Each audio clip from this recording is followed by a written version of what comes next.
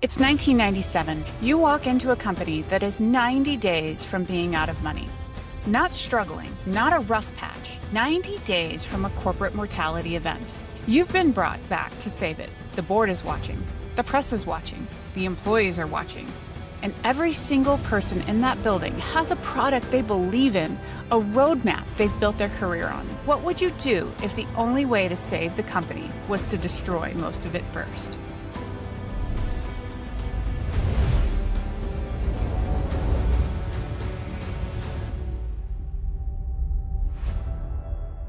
Welcome to Unstoppable. This episode goes into one of the most consequential decisions in modern business history and why it matters right now. This is a two-act story. Act 1 is 1997. Steve Jobs walks back into Apple and makes a decision so clean, so brutal, so counterintuitive that most leaders today still couldn't replicate it even if they wanted to. Act 2 is 2026. Apple, one of the most valuable companies in history, faces a version of the same test. The question is, does the principle still apply when you have everything to lose? At the end of both acts, there is one question sitting underneath all of it. What are you protecting right now that you probably shouldn't be? Steve Jobs was pushed out of Apple in 1985.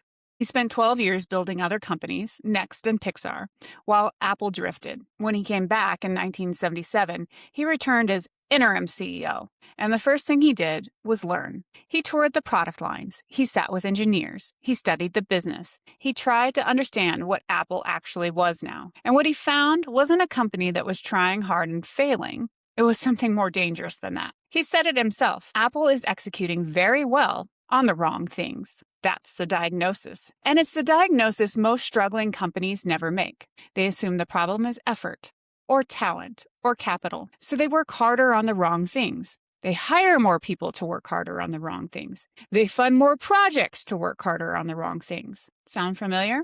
Jobs looked at Apple and saw a company that was genuinely good at building products that had no business existing. Here's what that meant in practice. Apple had dozens of active products, multiple Mac lines that confused consumers, retailers, and even Apple's own teams. Printers, servers, accessories, every category they could imagine, each with its own team, roadmap, and capital allocation. The company was losing over $1 billion annually. They had roughly 90 days of cash left. And here is the part that matters most in the decision room. Every product that existed had a human being behind it, a team that believed in it, a manager who had staked their credibility on it, a roadmap someone had defended in meetings for months or years. A product you cut doesn't just disappear. It can create resentment. Someone who fought for it, someone who built it, someone who now feels like they were just told their work didn't matter. The more products you cut, the more enemies you make. At the exact moment you need people to trust you. That's the real tension. It would have been completely rational to move slowly, to rationalize the portfolio over 12 to 18 months, to create a transition plan, to cut around the edges while keeping the organization stable. That is what most executives would have done, and that's what most boards would have supported. And that is probably what would have killed the company, because a company with 90 days of cash doesn't have 18 months. So what were the real choices? Option 1, slow rationalization. Cut the obvious underperformers over time, minimize disruption, preserve morale, don't make enemies, buy internal goodwill while trimming costs externally. This is the safe option.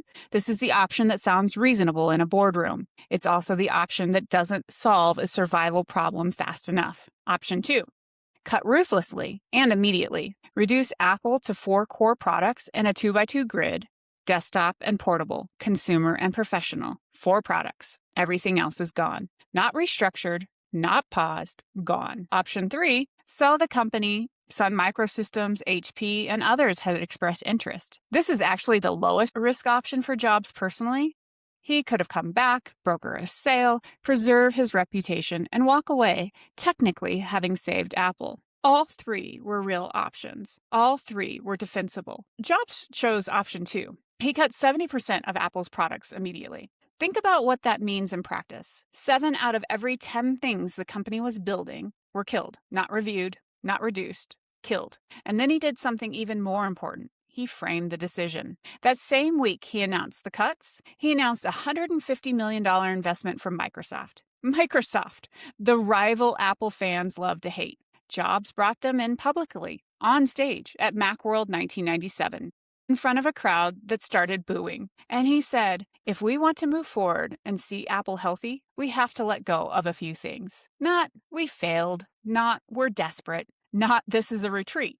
We have to let go of a few things. This is the language of control. This is the language of someone who understands that in a moment of maximum uncertainty, the story you tell about the decision matters almost as much as the decision itself. He reframed the retreat as precision. He reframed the enemy as a partner. He gave the company a clear answer to the most important question in business. What are we? 4 products. This is what we are. Within 1 year, Apple went from around $1 billion in losses to $309 million in profit. The iMac sold 800,000 units in its first 5 months. Apple's market cap at the time was around $3 billion. The same company eventually became the most valuable company in history, and the real result was even deeper than that. Every major product category that defined the next 2 decades of Apple, iPod, iPhone, iPad, flowed from the strategic clarity Jobs created in 1997. Not because the 4-product grid magically created those devices, because the discipline of focus changed what the company was capable of. When you have 4 products, every engineer, designer, and operator knows what matters. There is less ambiguity, less political drag, less internal competition for attention and resources. Focus is a force multiplier. Every additional product draws from the same finite pool of attention, capital, and talent. Jobs wasn't simplifying because simplicity looked elegant. He was simplifying because he understood entropy. There are 3 principles inside this decision. The first is subtraction is a strategy. Not a failure, not an admission of defeat, a strategy. Every instinct in a struggling company says diversify revenue to reduce risk, more bets, more products, more shots on goal. Jobs did the opposite. He concentrated risk while reducing surface area. He bet on a few things being great instead of many things being acceptable. The second principle is revenue from the wrong products is worse than no revenue. That sounds wrong the first time you hear it. But wrong product revenue funds the distraction. It keeps teams alive. It justifies bad roadmaps. It makes the eventual cut harder every quarter you delay. If a product generates cash but consumes disproportionate organizational attention, the real cost is what your best people didn't build while maintaining it. Jobs didn't ask whether a product made some money. He asked whether it belonged in Apple's future. If the answer was no, the revenue didn't matter. The third principle is this. The narrative around a hard decision determines whether people follow or resist. Jobs didn't present the cuts as humiliation. He presented them as the path forward. He didn't describe Microsoft as a surrender. He described it as part of making Apple healthy. If you ask people to give up something they built, you need to give them something to move toward. If you cut without clarity, you're not simplifying. You're just subtracting. Now bring this into your world. List every initiative that you are currently pursuing. In business, every product, every market, every project with a budget, headcount, or executive attention attached to it. Then ask one brutal question. If only 4 of these could survive, which 4 actually drive 80% of the future value of the business? Not current revenue, future value. That is the real strategy. Everything else is either a distraction, a hedge, or an emotional attachment disguised as strategy. Kill the rest, or if that feels too aggressive, starve the rest of the resources until the truth reveals itself. The goal is not to do fewer things. The goal is for the things you do to become undeniable. Now, that was 1997. Now the echo. This story did not stay in the past. The company Jobs saved is now facing a version of the same test, not with the same financial stakes. Does the principle still apply when you're rich, dominant, and more afraid of being wrong than being ignored? Apple in 2026 is not fighting for survival. It has more than $130 billion in cash and marketable securities. It remains highly profitable, and iPhone sales grew 23% in Q1 fiscal 2026. But strategically, the company is trying to hold too many lines at once. It's trying to be an AI company, an AI infrastructure company, a spatial computing company, a privacy-first company, and still the dominant hardware company across iPhone, Mac, AirPods, and Watch. That is the modern version of 1997. Not too many products exactly, too many bets. So let's start with Siri and AI. Apple delayed its promised AI-enabled Siri overhaul, originally planned for 2025, because of repeated technical failures. Then the company did something extraordinary. It tested external models from OpenAI, Anthropic, and Google to determine whether one of them should power Siri instead of Apple's own in-house system. According to the case study, Apple's internal models were found to be well behind AI already on the market. By 2026, in January, Apple announced a multi-year deal with Google, reportedly paying about $1 billion per year for access to a custom Gemini model to power the new Siri. That model is reported at 1.2 trillion parameters. Apple's current cloud-based AI uses 150 billion, roughly 8 times the difference in model scale. Then came the leadership shift. Apple's AI chief, John Giannandrea, retired in December 2025, and Siri leadership moved to Mike Rockwell, amid concern over a lack of clear product direction. That's not a minor org chart update. That is a leadership reset during the most important platform transition in tech. Now Vision Pro. Apple's approximately 3,500 spatial computing bet sold only 45,000 units in Q4 2025, down sharply from the 390,000 units in its 2024 launch year. Production was halted by manufacturing partner Luxshare because demand weakened. Apple reportedly cut digital advertising for Vision Pro by more than 95% in key markets. A lower-cost version was shelved. The read from the market is fairly clear. Too heavy, too expensive, too few apps, too early. So how is Apple responding? Not with one hard cut, with 3 concurrent bets. The first is silicon as the moat. Apple's M5 chip roadmap for 2026 is aggressive, with a full Mac refresh and specialized AI silicon. Analyst Ming-Chan Kuo reports Apple will begin mass-producing AI server chips in 2026 and expand AI data centers in 2027. This is Apple betting that even if it does not own the best model, it can still own the best hardware platform for AI. The second bet is smart glasses. Apple appears to be pivoting from Vision Pro toward a lighter, more mass-market Apple Glass product expected in late 2026 or early 2027. The first version is expected to be displayless and focus on AI features like voice, camera, real-time translation, and environmental sensing. True AR display glasses are expected later in 2028. Apple reportedly expects more than 10 million AR/VR products to ship in 2027 across multiple form factors. That is a major reset. From selling a $3,500 device to a few 100,000 early adopters to trying to build a wearable that can actually fit into daily life. The third bet is privacy as the differentiator. Tim Cook has consistently framed AI's Apple strategy around privacy, on-device processing, private cloud compute, and not training on user data. The argument is that as AI becomes commoditized, trust becomes the moat. In that framing, Google Gemini is not the final answer. It's a bridge, a way to buy time while Apple rebuilds internally. And if that sounds familiar, it should, because that is the closest modern equivalent to the Microsoft deal in 1997. Now, here's the important distinction. In 1997, Jobs had a clear destination, a 2x2 grid, consumer and pro, desktop and portable, 4 products, a visible target for the cuts. In 2026, Apple doesn't have that same clarity, at least from what we can see. Yes, Vision Pro is in its current form is effectively being cut.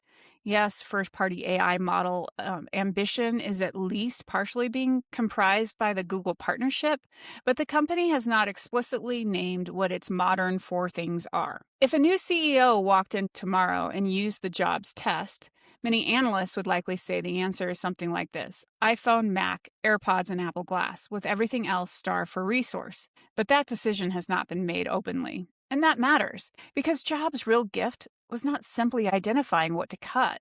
It was being willing to say it, publicly, clearly, without apology. Cook's style is different. More gradual, more staged, more managed. That may be the rational style for operating a company of this scale, but gradual decisions leave open loops, and open loops drain energy. Inside companies, inside teams, and inside leaders. The second act offers a different principle. When a core capability is being disrupted by a faster-moving external technology, there are only 3 real options: build, buy, or borrow. Build means to match the best in class yourself. Buy means acquire the capability. And borrow means partner with the strongest external provider while rebuilding on your own timeline. Apple appears to have tried all three in different ways. And that is where the pressure is, because none of those three is wrong in isolation. The mistake is doing all three at once without truly committing to one. That doesn't create strategic flexibility. It creates diluted commitment. Optionality is useful in uncertainty, but optionality is not strategy if it becomes a permanent refusal to choose. Jobs' edge in 1997 was that he kept his options open. It was what he called the answer. Now take that and point it directly at yourself. When your life gets hit by a real shift, not a bad week, a shift, you face the same three options. You get laid off after 10 years in one industry. You move cities because of a partner, or a parent gets sick and suddenly you're the caregiver. A technology wipes out the career path you thought you were on, or you simply realize you do not want the life you've been building for the last decade. That is the platform shift in life. And in that moment, you only have three real options: build, buy, or borrow. Build is you decide to become the person you can thrive in this new reality. You go back to school, you retrain, you learn the skills, you rebuild your habits and your identity around where the world is going wrong, not where you wish it still was. Buy is you bring in external capability fast. You hire a coach or a therapist. You pay for a program. You join a community that already has the playbook you need, instead of trying to invent it alone and in the dark. Borrow is you lean on somebody else's platform while you figure it out. You take a bridge job that isn't the dream but buys you time. You move in with family for a year to reset your finances. You plug into a friend's business for a while to steady yourself while you work on what's next. None of those is wrong, but the pattern in most people's lives is the same as in most companies. They quietly try to do all three at once and call it keeping options open. They half commit to rebuilding themselves, dabble in a course or two, spend money on help they don't fully use, stay in a job or a relationship that stopped working years ago, and never actually call the answer. They live in optionality. And just like in a company, that doesn't reduce risk. It just dilutes commitment. The real question when life hits you with a shift is not what are all my options. It is which path am I actually going to bet on, and what am I willing to stop pretending I'll still do? Because strategy in a life works the same way it works in a business. It's not the list of possibilities. It's the list of things you're finally willing to cut. The 4 products in 1997 were not just a growth plan. They were a refusal, a declaration of what Apple was no longer willing to try to be. So what are you refusing to be? That's the decision room. That's where the constraint is. The Steve Jobs story is usually told as a story about vision, about design, taste, product instinct, the future. But the 1997 decision was not really about vision. It was about subtraction. A leader walking into a room full of people who had built careers on things he was about to kill and making the cut anyway. Then stepping onto a stage and presenting that subtraction as the beginning of something sharper, not the end of something broken. The question hanging over Apple in 2026 is the same one hanging over Apple in 1997. Not what are we building, but what are we willing to stop building? And for the listener, the final question is even more direct. What in your world would a rational outsider cut immediately? And why haven't you? Because the answer to that second question, why you haven't, is where the real constraint usually lives. Not in the market, not in the economy, in the decision. Make the cut. That's unstoppable.